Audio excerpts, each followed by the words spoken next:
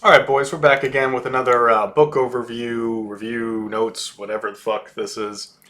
Basically, the way it works is I've got highlights from a book that I read. I go through the highlights, I respond to them if necessary, and we move right along.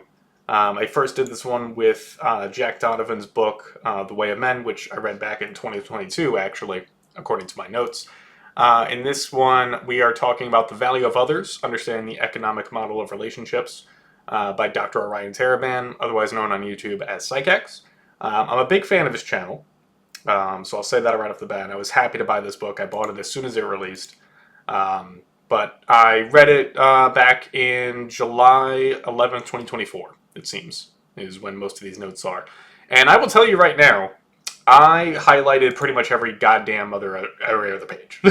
Okay, so there was a lot in this book that I liked, and I would say if you read one book that is about relationships, let it be this one. Um, Nothing else compares all that much. Now, granted, I have not read that many books directly on relationships, but of the books that I have read, this one is absolutely the most information dense that I have seen. So, without further ado, let's get into it. This one will probably be a much longer video because there's a lot more notes, but let's get through it and see what happens. Quote, my goal is to present the sexual marketplace as it is, not as it should be, or as we might like it to be. In this way, I presume on my readers' maturity and their ability to entertain ideas that may be different from their own without reactive judgment, end quote. Nothing really to say to that. The only thing I would say is that it is unfortunate that the sexual marketplace is even a marketplace. I think that sex would function a lot better in a different context than a marketplace. That's hard for me to articulate, and maybe that's worth a whole nother video to sort of articulate, because I probably need to write it down as to what I actually mean by that. But I have a feeling that it would be better if it was not laissez-faire as it was nowadays. Not that it's even laissez-faire nowadays, because you have dating apps that are full of algorithms and AI that manipulate things, so there's nothing, there's nothing marketplace about the sexual marketplace, really, because most men don't even get to put out their offer, you know. It would be a marketplace if I was actually able to, and if other men were actually able to list out all the things that they offer in a relationship, but we don't even get to hello with most women. So I'll leave that out there. Maybe it's worth another video at some point if I remember or not. We'll see. Quote, I've spoken with thousands of people who suffer at every stage of relationships. Some suffer when they're not in them. Others suffer when they are in them. Yet others suffer when they're out of them. And ignorance so often creates, maintains, and exacerbates this suffering. End quote. Nothing really to add on that. The grass is always greener on the other side. Or sometimes I came up with this one recently. I actually texted a girl about this. The grass is only greener on the other side. um, anyway, moving on. Quote, people want things from other people. This is why other people represent both a potential solution and a potential problem. They are a potential solution when they have the things we want and are willing to give them to us. On the other hand, they are a potential problem when they don't have the things we want, or when they do have them but won't give them to us. And it's far from straightforward to determine which people are which is why other people are typically a problem until they prove otherwise, end quote. Now, I do agree with his assertion that all relationships are transactional. And when I say all relationships, I am talking about, and I believe he's talking about as well in most of his work, any relationship. It doesn't have to be romantic. It doesn't have to be between a man and a woman. Every relationship with everyone is transactional. I agree with this premise. The important thing is that the transaction in a good relationship with anyone is invisible. So I have what I would consider to be a blood brother. Now, we're not actually brothers or anything, but our relationship is so beneficial to both of us that we literally never talk about the transaction. We just give each other what we're looking for all the time. And therefore, the best relationships are when that transaction is invisible. So, bear that in mind, and that goes for any type of relationship, I would personally say. Quote, People typically don't join together because they want the same things, end quote. Women do this a lot where they project what men want based on what they want. And what women don't seem to understand is that most men just want to fuck you. And if we couldn't fuck you, we don't really want anything else. Patrice O'Neal was great at articulating this, in that it's not necessarily just sex that we want, but if there's no sex, then I don't want anything else from you. And then I've got a few things. I'm going to combine these because some of these are so short, perhaps, so I might combine some of them. So not necessarily these are all taken from the same page or anything like that.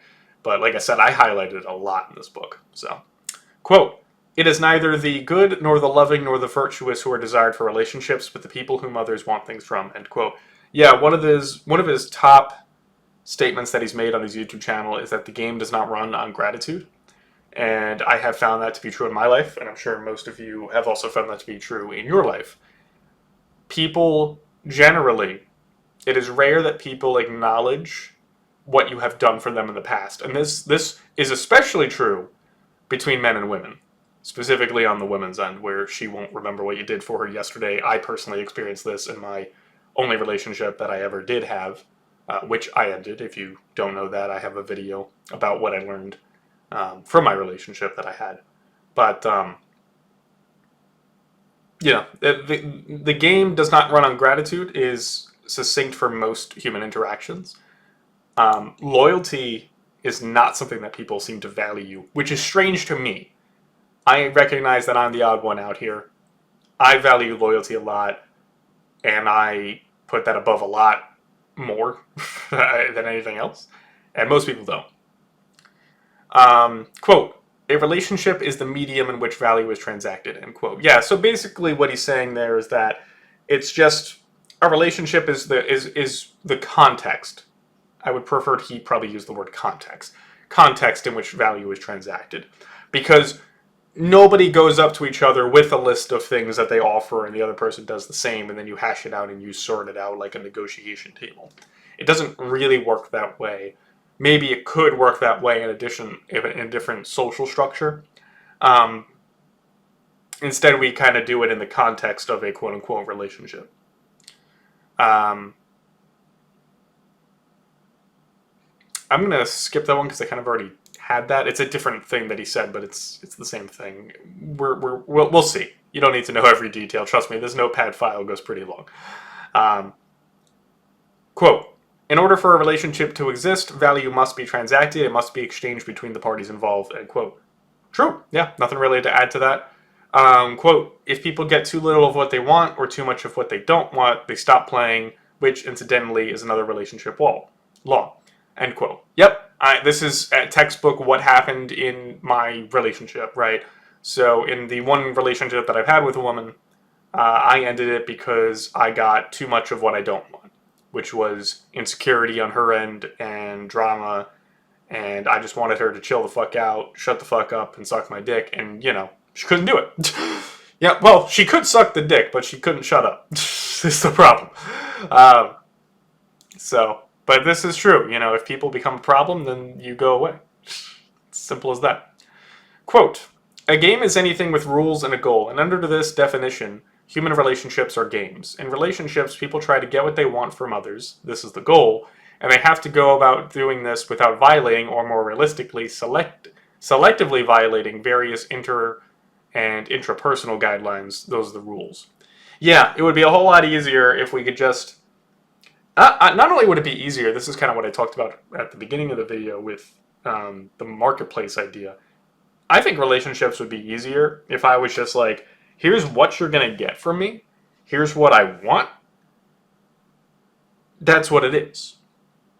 And so it's not so much a marketplace where negotiations happens. It's more like, what woman wants these things from me and what woman is willing to give me what I want. And that's it. And we just flat out, we cut the bullshit and do that. But a lot of people buy into this whole romantic thing, which... I don't think anyone necessarily has an answer as to... I'd be curious to know whether the sensation, the emotion, whatever definition you want to use for love, does that come from just a human place, or is that socially instilled in us on a social, societal basis? Um, because I would wager that, at the point that I'm at with women, I would really rather just skip the bullshit. And I've learned from my last relationship that I value being respected more than I value being loved. I would rather a woman respect me than adore me. Which usually it goes hand in hand anyway, but I digress.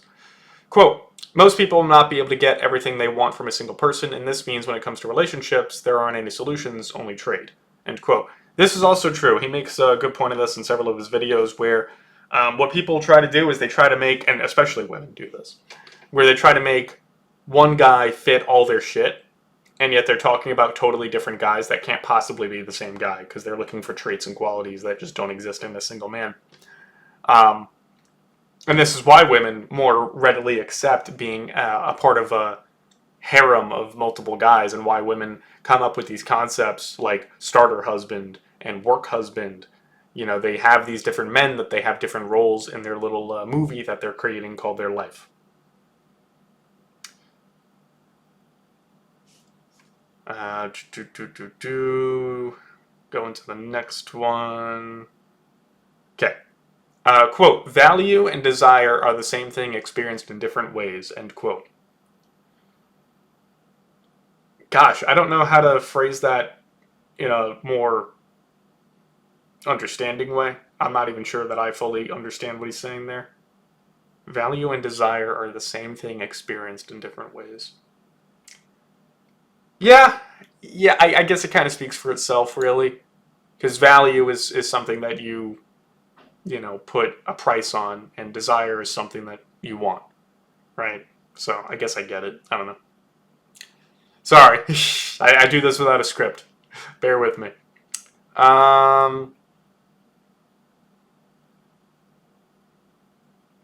Okay, this one's a little bit broken up in the highlight.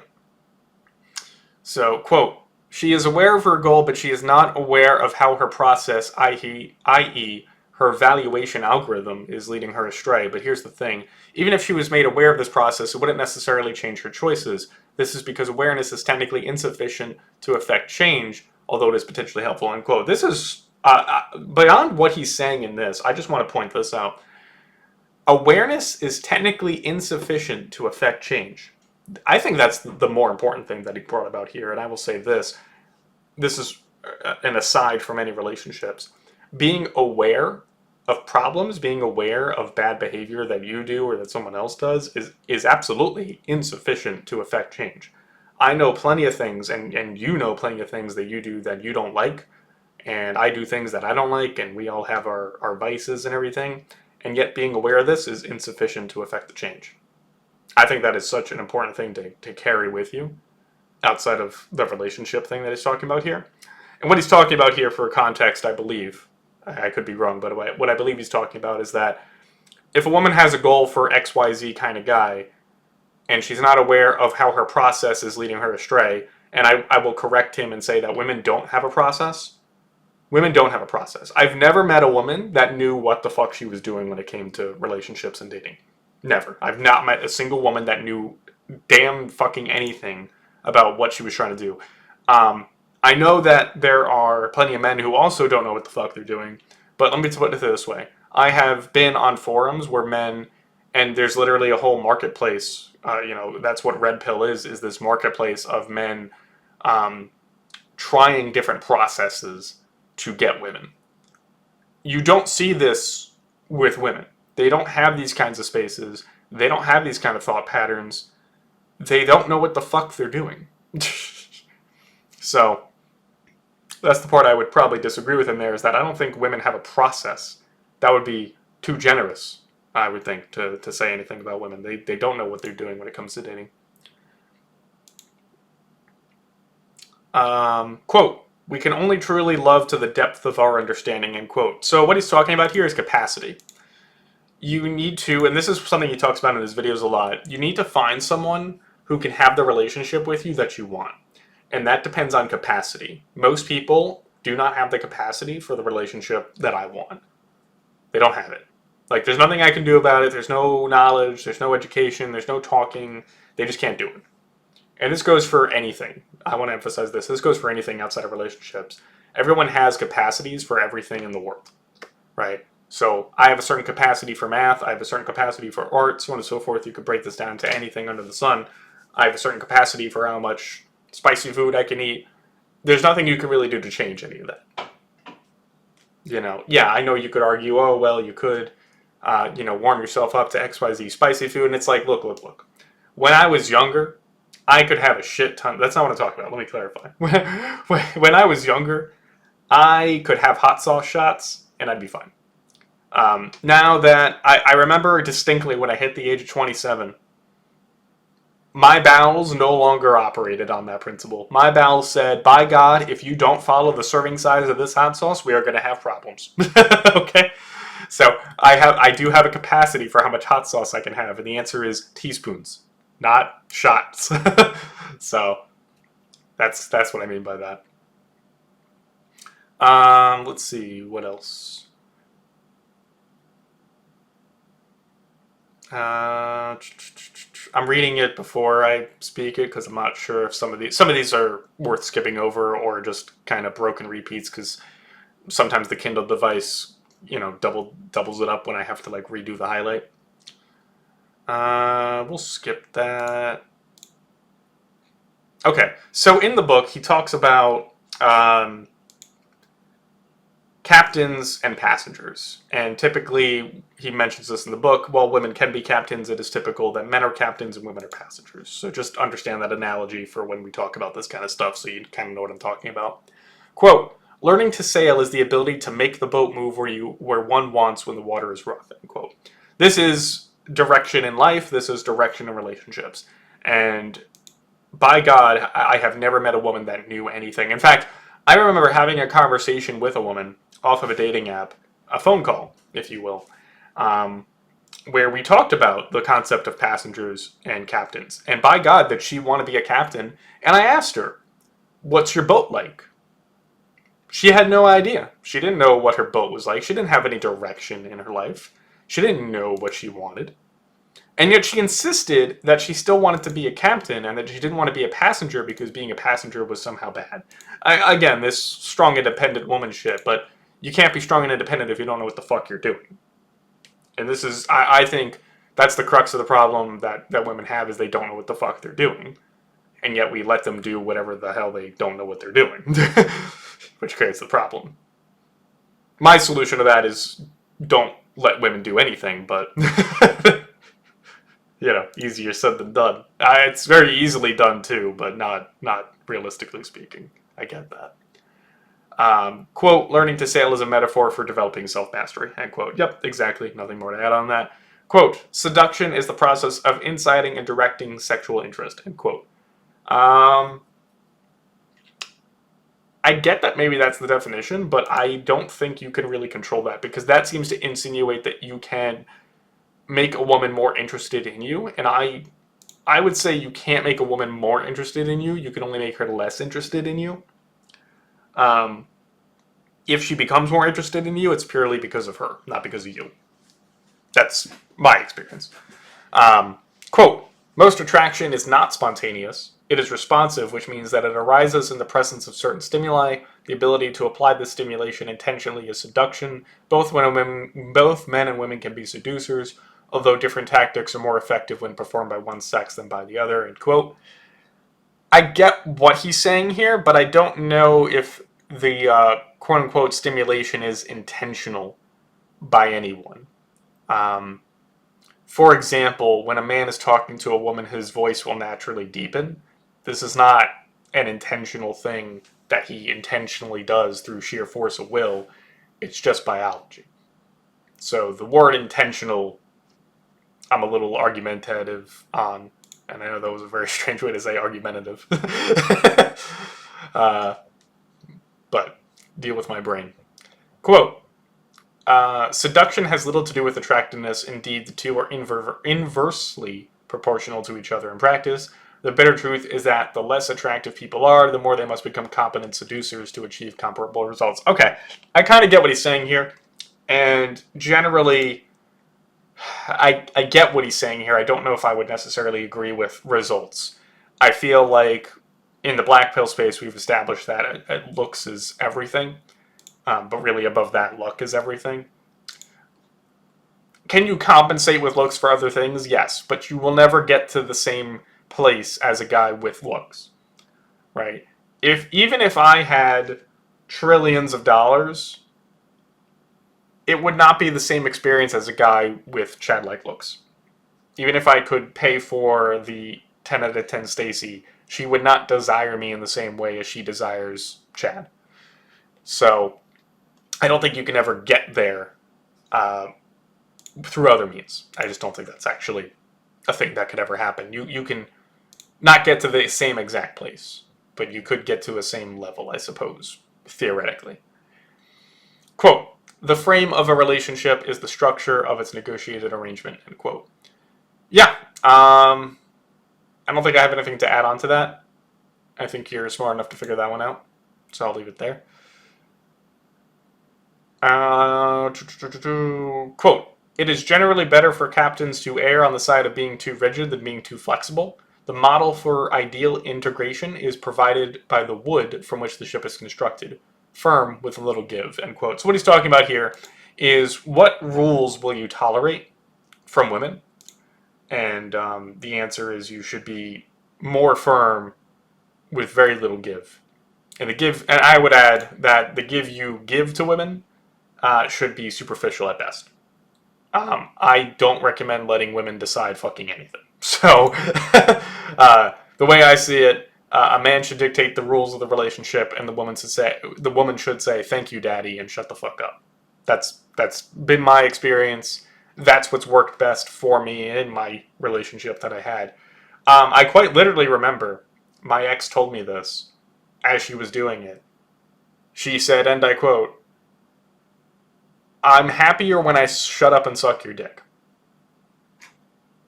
Like, I can't make it up, friends. I can't make it up. That's true. It's a true thing. The happiest that I've seen women is when there's a dick in them. That's the happiest when I've seen women. Period. Quote, life is very difficult and it is bounded on all sides by pain, end quote. Nothing to add on there. That's very true. Quote, pain that is purposeless cannot be long supported, end quote. True. Also true. Nothing to add to that. Quote, without a mutually agreed upon destination, captains and passengers can't do business with each other, end quote. Exactly. And that's why I think it would be easier if you could just outright just say, here's where I'm going, here's what we're doing, here's what's happening, suck the dick or leave. Quote, passengers who are allowed to dictate the ways and means of the journey will likely never arrive, as they typically lack the knowledge and ability to support their decisions, end quote. Yeah, I mean, he's basically saying exactly what I have been saying throughout this video, is that women don't know what the fuck they're doing. Quote, and the best way to prevent passengers from commandeering the voyage is for captains to plot their course well in advance of entering into negotiations on the dock, end quote. Yeah, don't let women decide anything. I agree. He would probably actually disagree with that, for the record. I'm not trying to put words in his mouth, but I firmly think women shouldn't decide what flavor ice cream they eat, frankly. Now, this is where him and I differ. Perhaps. We'll get to that. It's probably contextual. Quote, it's wrong to think of passengers as passive, end quote. Yeah, we'll get to that. Quote, they get to inspect the ship, test the captain, and examine the itinerary, end quote. Correct. They're not passive in the sense that they just wander onto any given boat and they just ride it out. They do get to pick the boat that they're on. I think that women shouldn't get to pick the boat that they're on. That's where we and him would differ. Because he breaks this down in his book that passengers and captains have rights and responsibilities, and it is the right of the passenger to decide what boat they go on and to investigate the ship and decide if they want to go on that boat. I think women shouldn't be allowed to do that. I think women should be given a boat that is suitable for them, and they should say, thank you, Daddy. That's what I think. Quote, passengers are always constrained by two factors, time and money. I don't really have anything to add to that. I'm not really sure the context of that because that's all I got there. So sorry.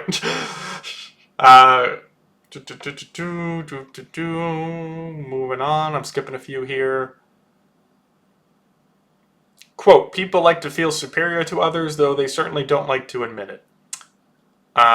End quote. Yeah.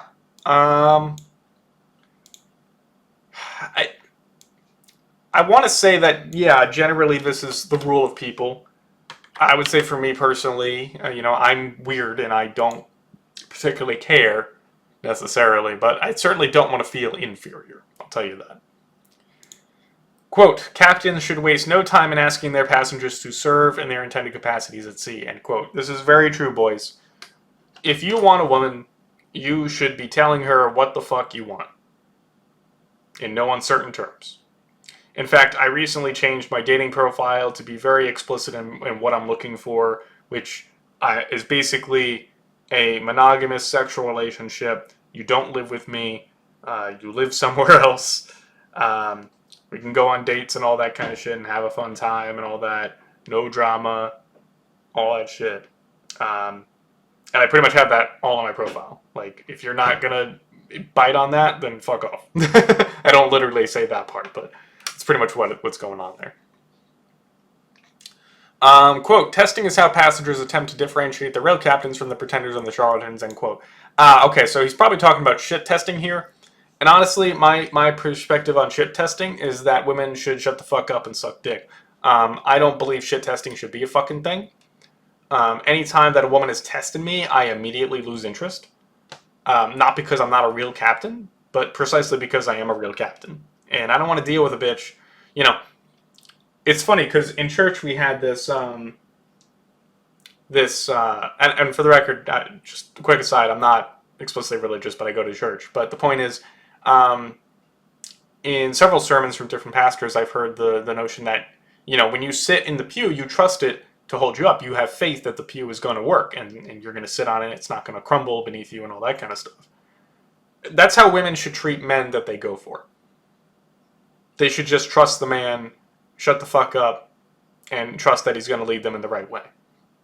And if he doesn't, then they should leave, sure. But shit testing to me is always just disrespectful to me, frankly. I've never liked it, and I lose interest in women that do that shit.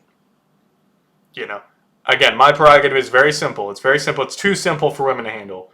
And that is, all you have to do is show up, see what I offer. If you like it, cool. Shut up after you say thank you, daddy, and then suck my dick. That's it. That's all you got to do. Welcome aboard. That's it. Quote, this is because no matter the person in question, all passengers eventually will be flaky, disrespectful, impulsive, uninterested, dishonest, or incompetent at some point on a long enough timeline, end quote. And this is true. This is true. Women cannot I just outlined what most women need to do, which should just shut up and suck dick. And women just can't fucking do that. They can't do it. Women talk all the time about how men can't meet the basic requirements. Women can't just shut up and suck a dick. That's all you gotta do. That's all you gotta do. It boggles my mind. If I could live a good life and all I had to do was shut up and suck dick, I would do it. But unfortunately, I'm not gay, and most gays that I know are not capable of letting me live. they're just as poor as anyone else, as far as I generally have seen. So it doesn't really work that way. Quote, just as drivers want to know a car's responsiveness before they need to know it, passengers want to know a captain's reactivity before they need to, end quote. I don't agree. Again, I'm going to disagree here. I don't think women should shit test men. I think women should just shut the fuck up and say, thank you, daddy, for letting me breathe oxygen. That's what I think. Sue me. Quote, the more direct people are, the more transactional their relationships feel. And although all consensual relationships are transactional, most people want their intimate relationships to feel as if they weren't. This is true for both men and women across the spectrum of relationships. Yeah, I would agree with his sentiment. I think we'd be better off if we dropped the facade, but, otherwise I agree. Quote, there is no power without responsibility, and there is no safety without restriction, end quote. Perfect. Exactly what I'm saying. If I'm going to be responsible for a bitch's life, then bitch is going to have to shut the fuck up. and suck daddy's dick. It's as simple as that. Otherwise, daddy ain't saving you from shit, let alone yourself.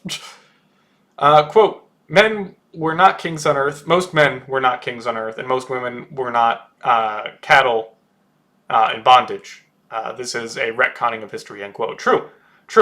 This is like feminist revisionist history where men were always oppressive to women, and women were always like oppressed little things. And it's like women have not been oppressed throughout human history, period, ever.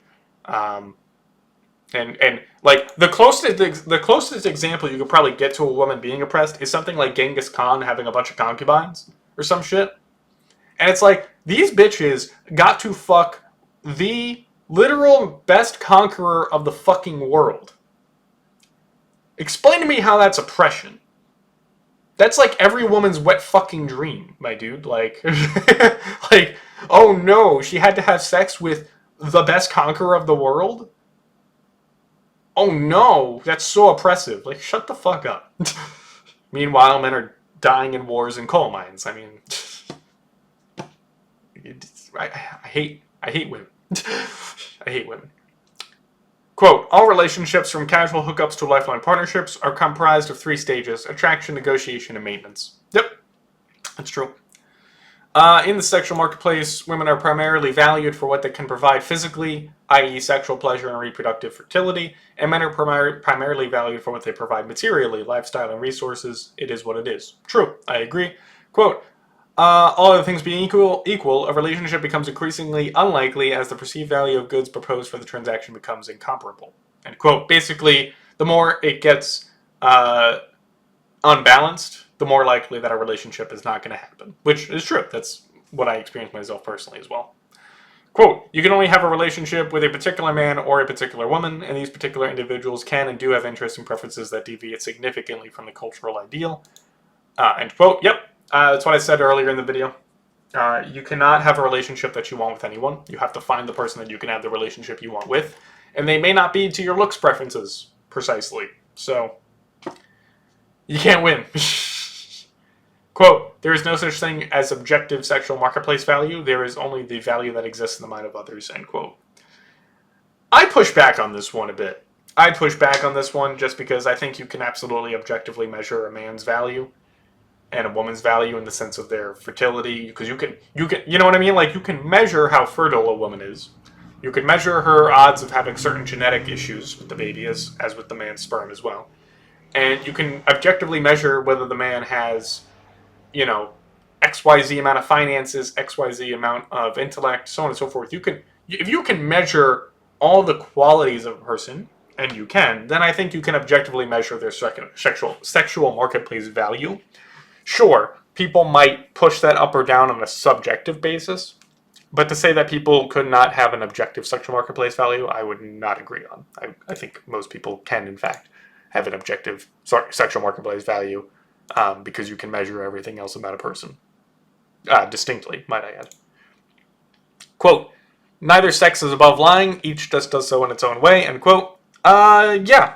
Although I would say women's lies are far more harmful than men. Because men basically lie in the sense of saying things that imply that they're interested in women for other reasons besides their pussy, which I don't find all that harmful. And women lie to actually giving a shit about men, which I would consider very harmful. Quote, value is an illusion constrained by reality, end quote. I guess. I don't know, like, I would really necessarily agree with that. I think you can measure value. I don't think it's subjective. I don't think much of anything is subjective, frankly. But I'm weird, so I recognize that. Quote, what is equal isn't always fair, and what is unfair isn't always unequal, end quote. True, and I think that fairness is not a valid policy in relationships between men and women. I don't think anything should be fair about them. And in fact, there aren't, because the reality is the man is willing to sacrifice his life for the woman, and the woman does not do likewise. So that's why I say women should shut the fuck up and suck dick, because the price of my life is you shutting up and sucking my dick. I mean, that's not even a fair price, frankly. My life is worth way more than that, but, you know, I'm the evil man, I guess. Quote, if a man does nothing, he does not have sex. The average guy can sit alone in a bar day after day, week after week, month after month, and he will be approached by no one. And while there are pros and cons to this reality, the fact is that a man cannot enter into a sexual relationship by waiting until it is offered, end quote. I will disagree with this. Now, if he said the average man does nothing, I would probably agree with this whole thing. But there are absolutely men who get solicited for sex by women doing nothing, by just existing. Okay? So I disagree with this. Quote, self-interest is the primary driver of mutuality. End quote. Yeah, I guess I would agree with that. Offhand, I don't want to hurt my brain too much, but, I wish he would define terms a little bit. Maybe he did in the book and I just didn't highlight it, but it is what it is. Quote, most people are only motivated to work because they believe they don't yet have enough money to stop working, end quote. That's a very superficial understanding of it. It's more like you need money to live type of thing, but alright. I mean, I'll accept it, but, very superficial. Quote, people are not altruistic, end quote.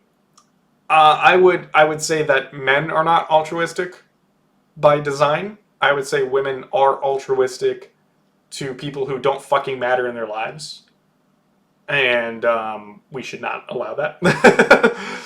That's what I will say. Because plenty of women have this hive mind of everyone should be given shit. Because then that means they get shit. And I would say, shut the fuck up, bitch, and suck daddy's dick. But, whatever.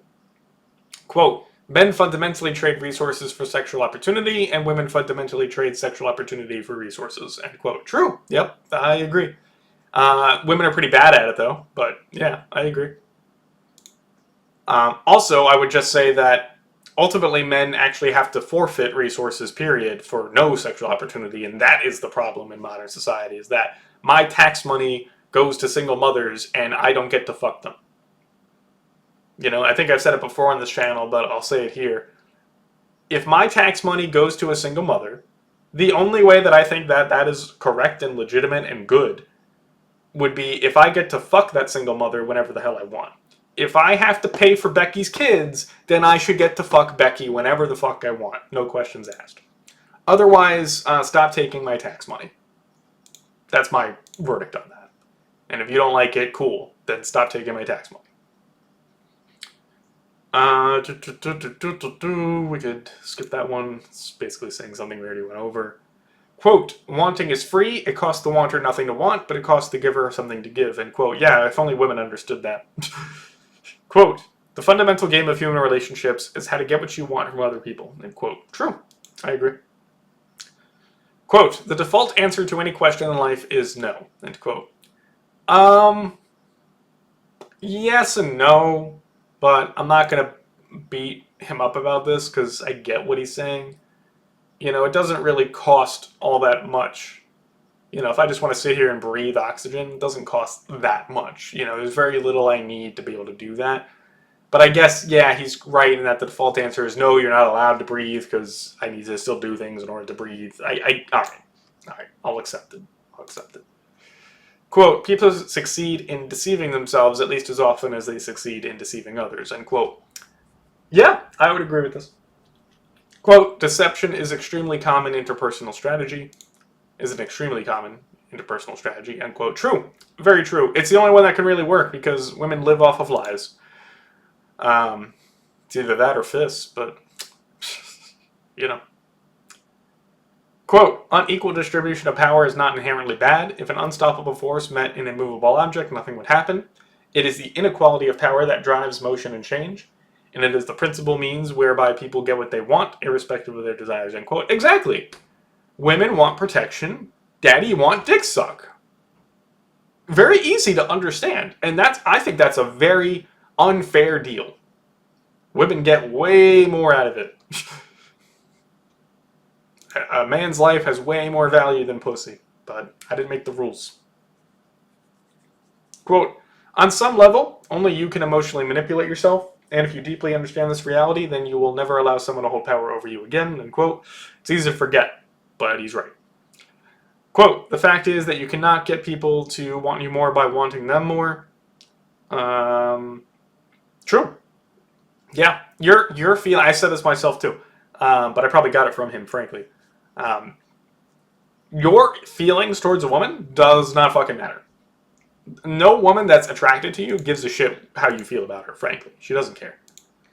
In fact, you not liking her actually probably makes her more attracted to you anyway. So, quote, in any given relationship, it's not possible for two people to be equally attracted to each other, end quote. This is also true and also been my experience. Now, this can change, and he goes over this in the book, where this can flip-flop, and he talks about this in a YouTube video about adorers and the adoring. And the roles can flip-flop between sentences, between minutes. You know, it's not a stationary thing, generally speaking. But in those episodes, he talks about how generally it is better for women to adore men, and for men to be adored, rather than the other way around, which I would agree with, which is unfortunate. But you can go watch that video for more details on that. Quote, the happiest people aren't typically the most powerful. Most would rather laugh at the punchline than have to write the jokes, end quote. True. True, I would say true. You know, I'm happiest when people just leave me the fuck alone. I'm not interested in leading anyone.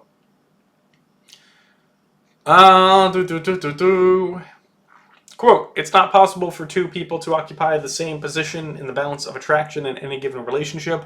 One person has to be adored, the other person has to be the adorer.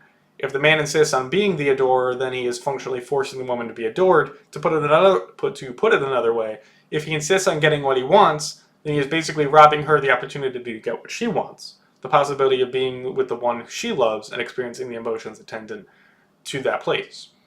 That's why this is a sacrifice. Of course, it's a compensated sacrifice and one generally conducive to long-term success of the relationship, but it is a sacrifice nonetheless. As we'll see, men are actually more romantic than women, so this concession can be painful for many men to make. End quote. Very true. Yep, exactly what I just talked about. Definitely wanted to read all of that for that exact point.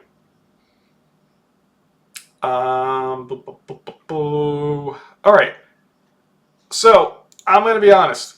I'm about halfway done with my notes here. I'm going to make a little mark in the notepad file here, just so I know where the fuck I'm at. There we go. Cool. Hope you enjoyed my clickety-clacks. We're just going to make a little note there that that's where I am. I will probably do a part 2 of this. I don't want this video to go on forever, because if we're only halfway done, we're probably looking at an hour and 20 minutes here.